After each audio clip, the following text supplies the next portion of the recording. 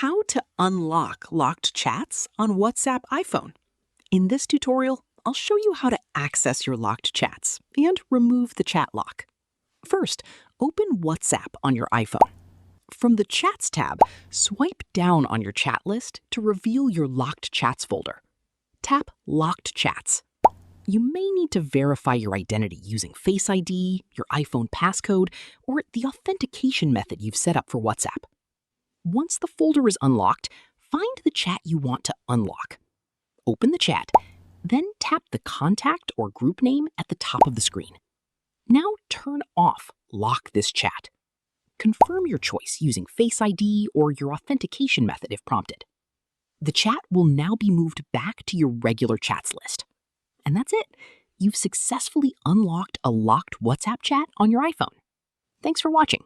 If this tutorial helped, don't forget to like the video, subscribe, and check out more helpful WhatsApp and iPhone tutorials.